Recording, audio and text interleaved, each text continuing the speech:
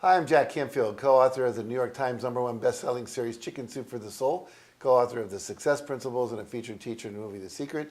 And I'm sitting here today with Mark Given, who I'm going to interview, who I've been talking off camera with. I find to be one of the more interesting and fun people I've ever interacted with. So I'm looking forward to our interview today. So let's start by this. Just tell our viewers a little bit about who you are and what you do.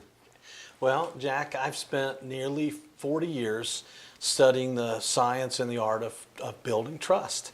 And I have written several books on that directed towards trust-based leadership and trust-based selling and trust-based success. And I travel the country and doing mostly keynotes and breakout sessions, half-day or full-day sessions, sometimes multi-day sessions on teaching the four steps or the four stages of trust is what I call it, to companies and organizations and associations and groups that want to succeed by understanding the importance of building trust with their customers and clients, or with their staff, with their employees, with the people they serve, even their families.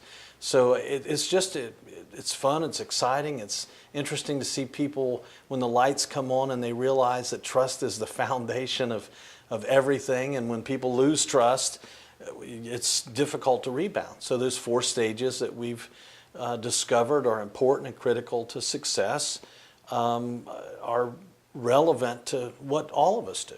So we talked about the four stages of trust. Talk about that a little bit. Well, what we've discovered in our own studies, there's nothing out there other than what we've done to individualize these four stages of trust, but there really are four stages, and the first stage is really the introduction stage, or what I call the grand opening.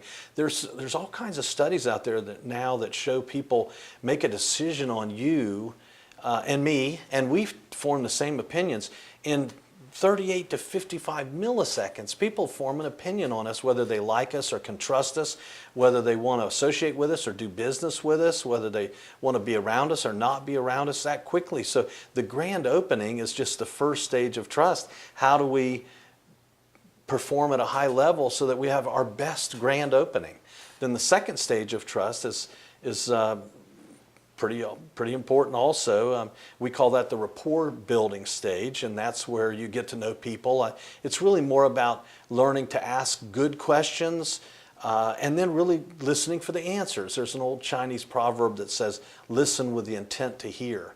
And what I've discovered is that when you spend more time asking and listening, it's amazing how much you can learn about people and how you build a foundation of trust. My wife always says to me, you want to focus on being more interested than being interesting. That's right. Exactly. You can go a lot farther by being interested. Exactly. So then the third stage of trust is the maintenance stage, and that's where we do all the things that are important to maintain trust, and we do that really more by serving and being a giver than a taker.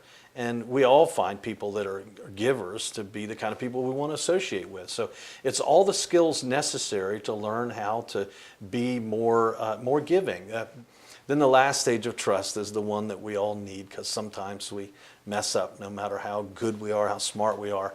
It's the apology stage, it's the repair stage. So it's the science and the study of how do you apologize, how do you repair the damage once you've made a mistake. And that really relates to companies. I mean, gosh, how many articles are there every day now online about some airline or some problem out there that some company has damaged trust with their customers, or it relates to business, it relates to life and our own relationships with people. So those four kind of important stages, and they're very separate because the skills necessary for each are very different. So that's why I spend the time teaching people how to be their best in each of the four stages.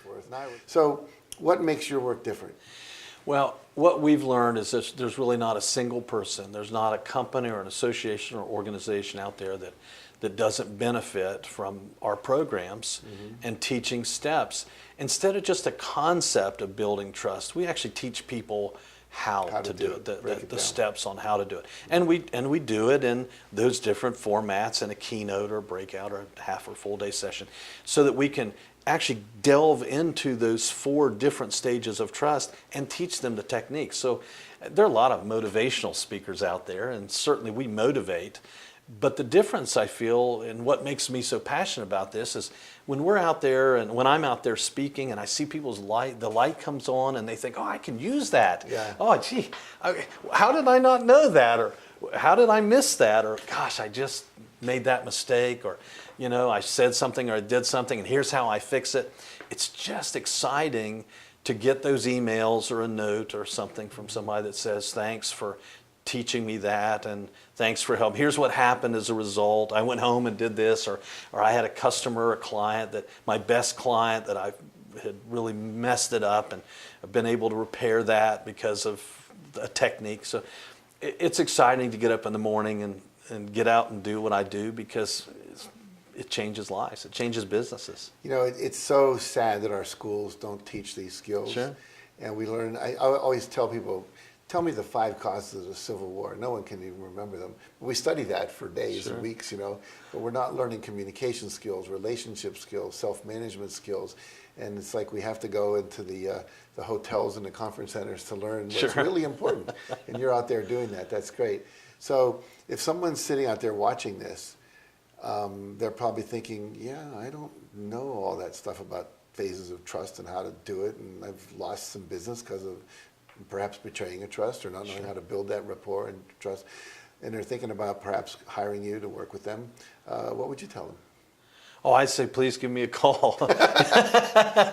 Clear and simple. Please give me a call, yeah, because I'm pretty confident that there's something, whether you're a leader and trying to build trust with your organization, your staff, or your employees, or whether you're a salesperson, as an example, and you're trying to build trust with your clients or customers, or you know, you're just trying to build a successful life. What I would say is, more than likely, we have some things, without even questioning, because I know we do, that given just even a little bit of a time in a 70-minute keynote, it's amazing how much we can share that people can apply immediately, so that they can go home and actually do something. And that's what's fun, is to see them go home and do something. So, you know, call me. They can. markgiven.com. It's easy to find me.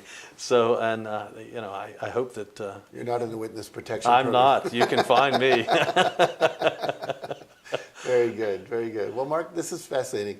I think trust is a critical, it's like a foundational thing that everything else is built on. And if you don't have it, nothing moves forward. Sure. So thanks for being my guest today. I really appreciate it.